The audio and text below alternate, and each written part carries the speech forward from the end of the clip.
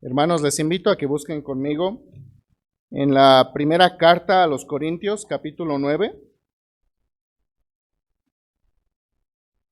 Y vamos a darle lectura de los versículos 1 al 12. Primera Corintios 9, del 1 al 12. Les ruego que al escuchar la palabra de nuestro Dios nos pongamos de pie, si ya lo tienen listo. Vamos a leerlo, por favor, de manera alternada. Inicia su servidor. Dice la palabra de Dios: No soy apóstol, no soy libre, no he visto a Jesús el Señor nuestro, ¿no sois vosotros mi obra en el Señor?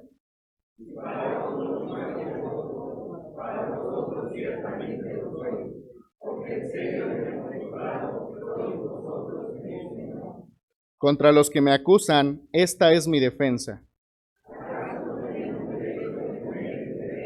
¿No tenemos derecho de traer con nosotros una hermana por mujer como también los otros apóstoles y los hermanos del Señor y Cefas?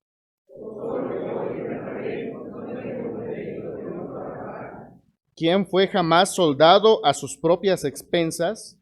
¿Quién planta viña y no come de su fruto? ¿O quién apacienta el rebaño y no toma de la leche del rebaño?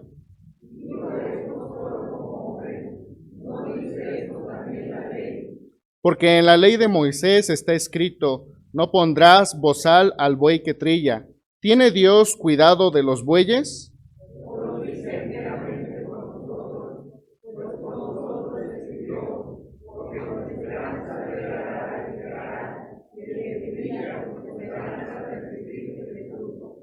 Si nosotros sembramos entre vosotros lo espiritual, ¿es gran cosa si segaremos de vosotros lo material?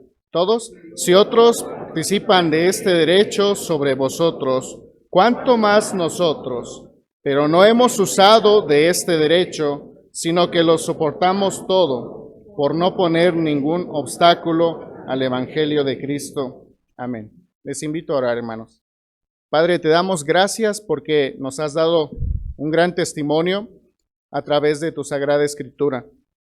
Y ahora, Señor, te rogamos que tu Espíritu Santo hable a nuestras vidas, que hables directamente a nuestra necesidad, directamente a nuestras dudas, que nos des convicción, Señor, por medio de tu palabra. De manera, Señor, que no solamente seamos oidores, sino que tu palabra regrese a ti, Señor, con mucho fruto, fruto que te agrade a ti, Señor. Nos ponemos en tus manos en este momento y así pedimos la guía de tu Espíritu. En Cristo Jesús oramos. Amén. Pueden tomar sus lugares, hermanos.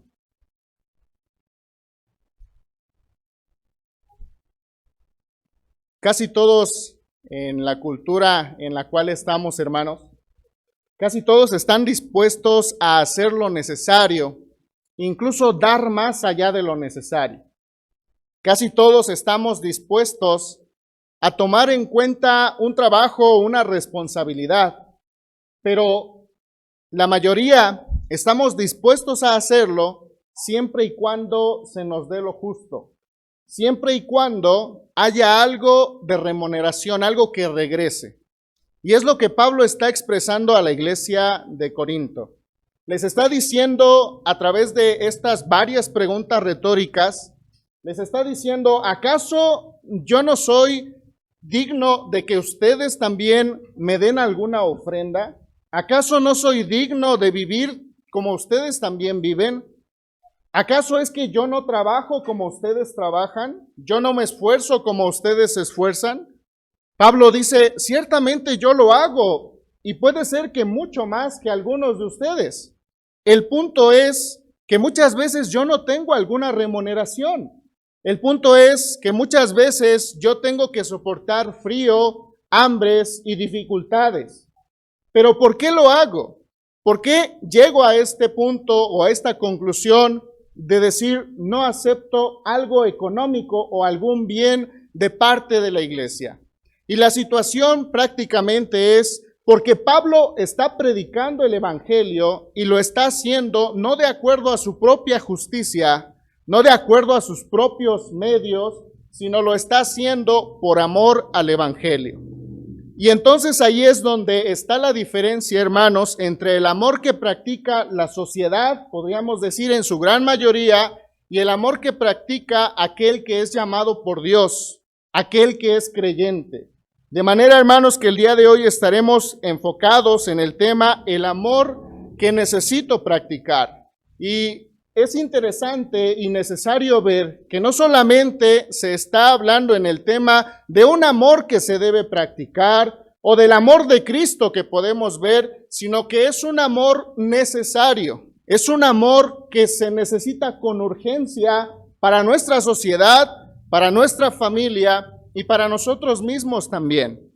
El punto es que en todo este pasaje se habla acerca de una cosa central del por qué se hace todo. Y esa cosa central es el Evangelio.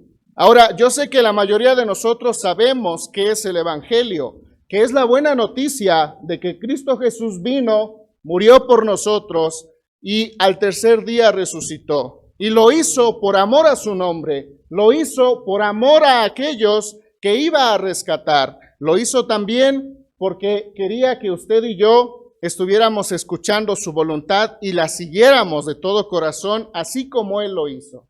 Entonces, ese es el Evangelio, las buenas noticias de salvación. Pero también podemos comprender que el Evangelio es la mayor muestra de amor. Es el amor real, expresado en acción.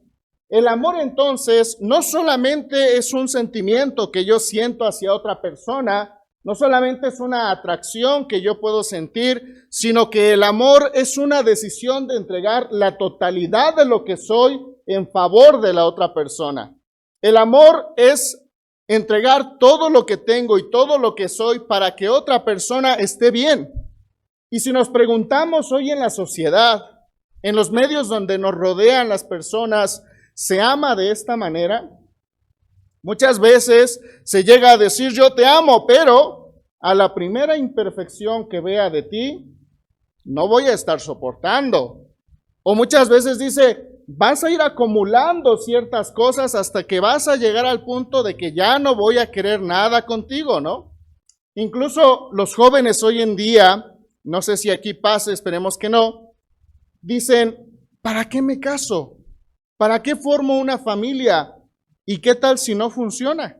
¿Y qué tal si al final tengo que pasar por otro proceso caro, largo, doloroso, que es el divorcio? ¿Para qué entonces? Bueno, todo eso se deslinda desde lo que hay en nuestro corazón, desde la concepción de nuestro corazón, y desde ahí entendemos qué es el amor. Si nosotros entendemos que el amor es también a pesar de, entonces nosotros comprenderemos que no es que yo amo a alguna persona si es guapo o guapa, si hace las cosas bien o mal, sino a pesar de todo.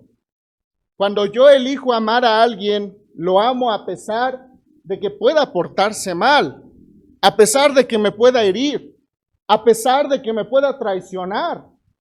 Y prueba de ello está en la cruz. Cristo Jesús nos amó aún siendo pecadores y se entregó por nosotros, porque Él eligió amarnos.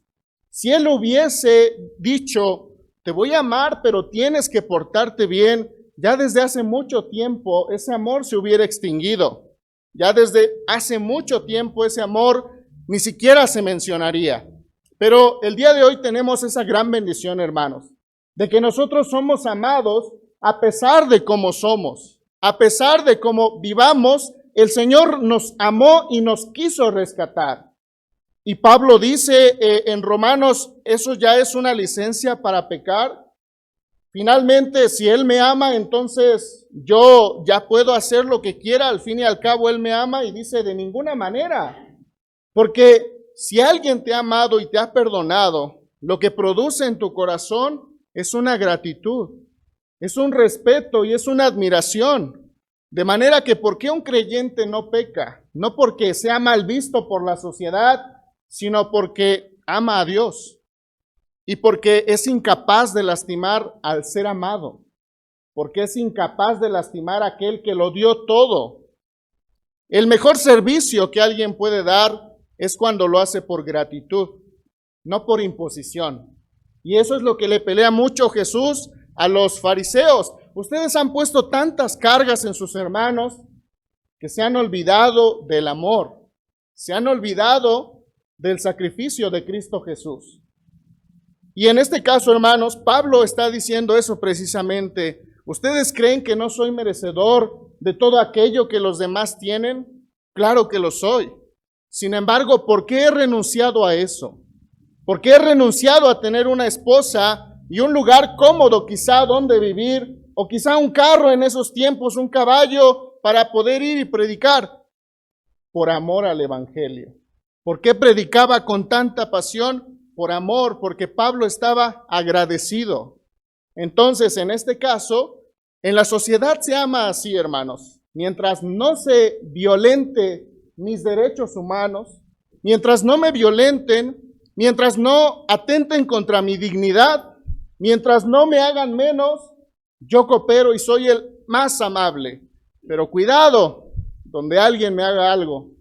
Cuidado donde alguien me diga algo, que ahí sí van a conocer quién soy.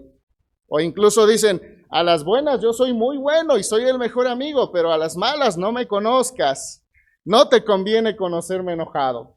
Bueno, en este caso, hermanos, eso es lo que mayormente se practica. Pero en este caso, Pablo nos está señalando un tipo de amor diferente. Un tipo de amor que lo relata el verso y también el poema en 1 Corintios 13, donde dice que el amor todo lo soporta, todo lo espera, porque el amor es benigno, no espera el mal para los demás. Entonces, en este caso, la pregunta inicial aquí, hermanos, sería, ¿yo estoy dispuesto a seguir la voluntad de Dios? Y quizá muchos de nosotros digamos con todas nuestras fuerzas, amén, quiero seguirlo. Pero aún cuando Dios te pida lo que tienes legítimamente, aun cuando Dios te pida aquello que tú defiendes como justo para ti, aun cuando no haya alguna remuneración para ti, ¿estarás dispuesto a darlo todo por el Evangelio? Ahí está el reto, hermanos. Yo sé que muchos de nosotros estamos hoy dando lo mejor para nuestro Señor, pero si algo es claro es que Él siempre nos pide más allá, y con el objetivo de que se vea nuestra madurez y nuestro amor hacia Él.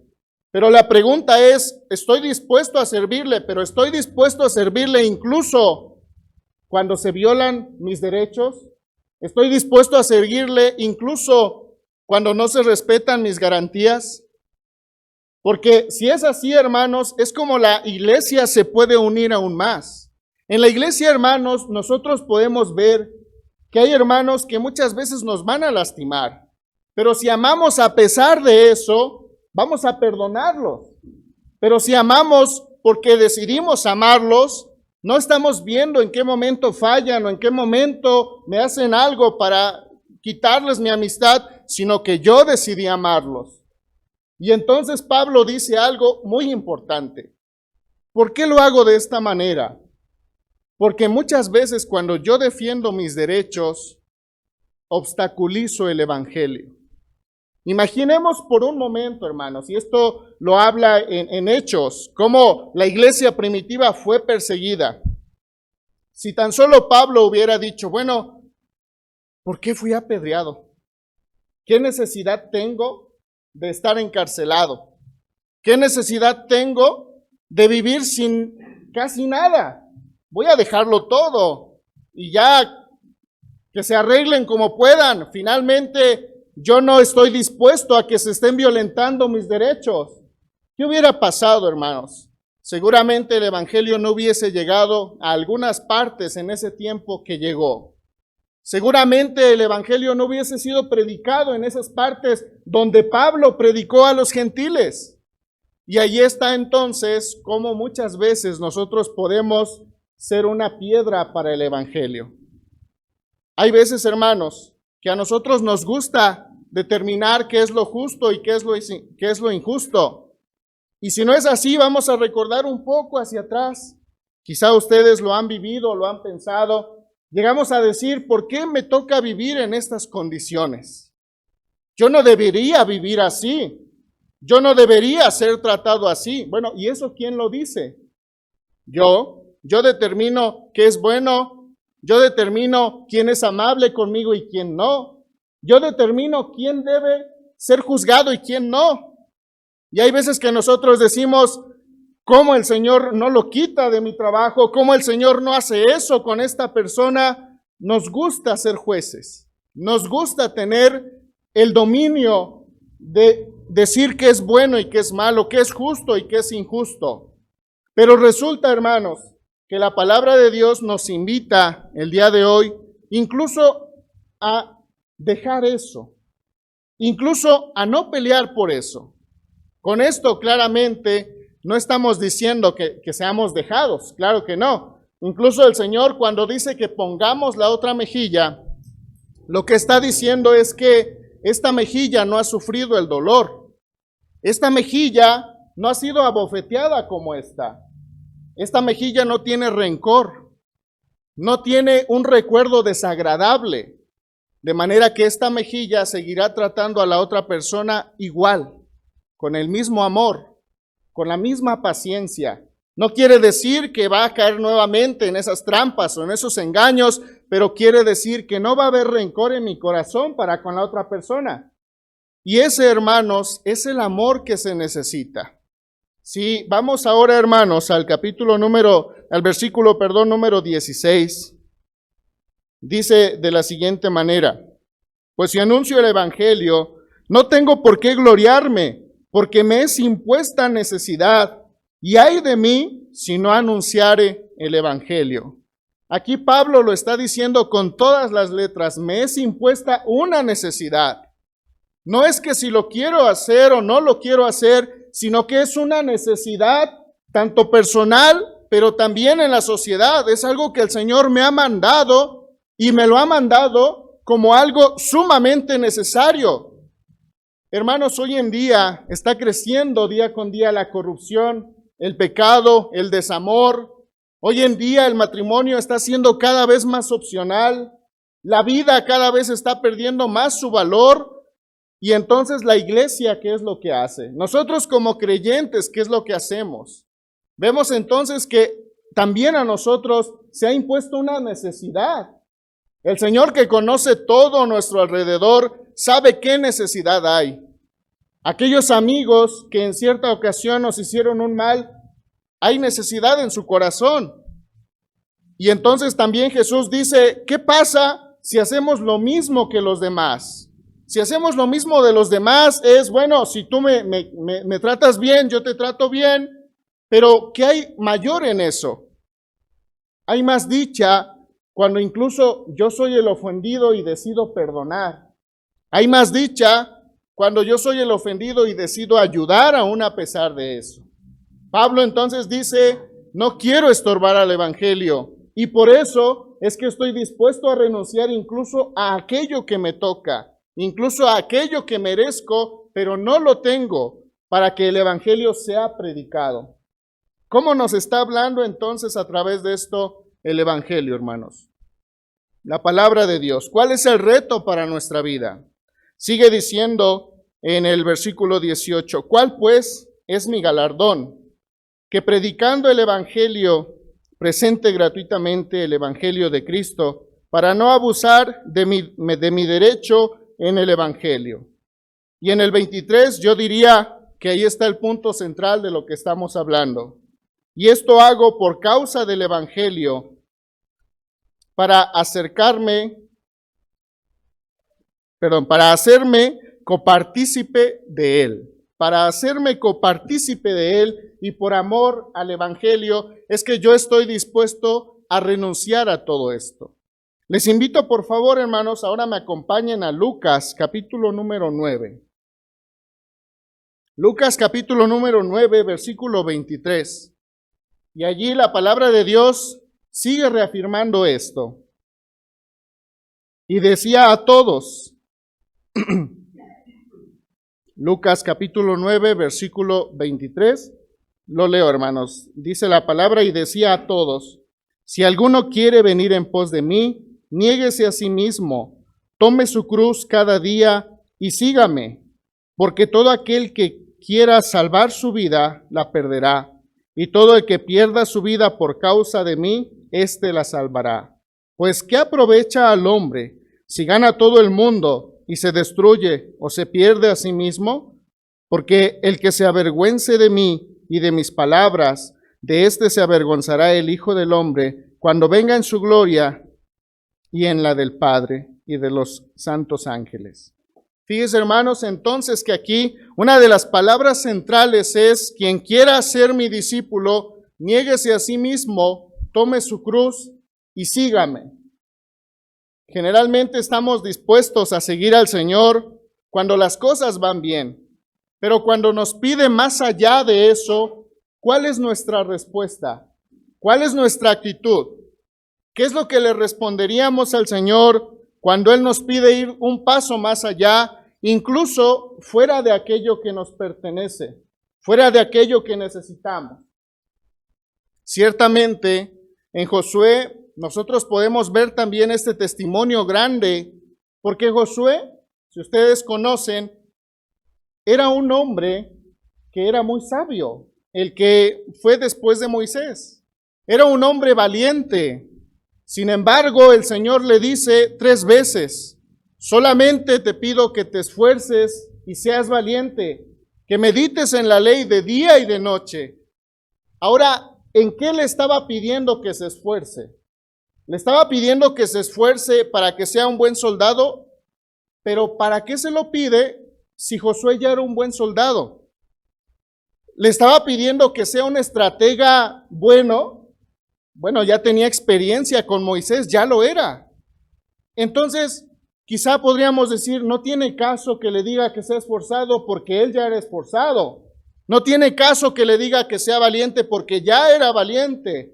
Pero el Señor lo dice no en referencia a sus fuerzas o sus habilidades, sino lo dice en referencia a que él debía esforzarse día con día en creer lo que el Señor le había dicho, en creer que Dios estaba con él y que así como estuvo con Moisés, estaría con él. Allí estaba el esfuerzo en meditar en la palabra día y noche, en cada momento. ¿De qué determinaba que él pudiera conquistar a las naciones? Si él meditaba en la palabra de Dios. Él ya era un estratega, insisto en esto. Él ya era bueno, pero si quería seguir en el camino, tenía que esforzarse por creer en lo que Dios había dicho. Tenía que esforzarse para que Dios estuviera presente en cada decisión y en cada día de su vida. La pregunta entonces, en este día, hermanos, es: quizá nosotros ya somos muy buenos en lo que hacemos. No tengo duda de ello. Ya somos buenos creyentes de acuerdo a nuestra postura. Pero ahora el Señor nos dice: sé fuerte y valiente. Ya no en tus fuerzas, ya no en tu capacidad para determinar qué es bueno o qué es malo. Sé valiente en creer que yo estoy contigo. Sé valiente en caminar conmigo, en tener un tiempo siempre conmigo, en buscarme a mí en todo momento. Y allí entonces, hermanos, es donde está la diferencia del amor. La situación ahora es cómo es que vamos a amar a partir del día de hoy, como nos ha mostrado el Señor Jesús, y además como Pablo nos ha mostrado también, incluso aún a pesar de nuestros derechos y de lo que nos corresponde.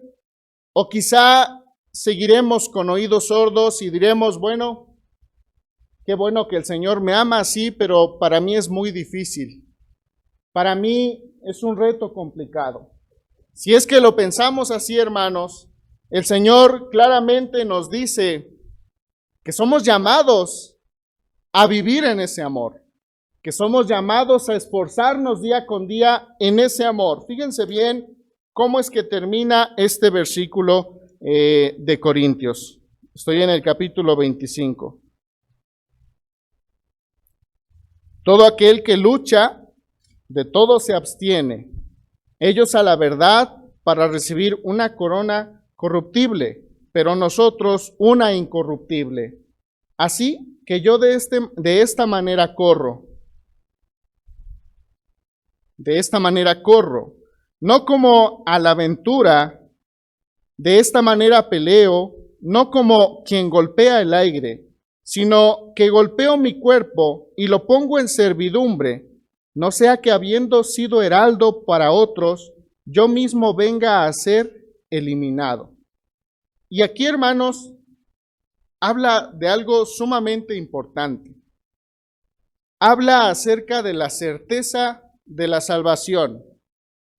Y es algo escalofriante, hermanos, porque Pablo es conocido como un hombre muy piadoso, un hombre entregado a Dios verdaderamente, y que el mismo Pablo diga, hago todo esto, no sea que yo sea contado como heraldo, como verdadero creyente, y a la hora de la verdad no lo sea.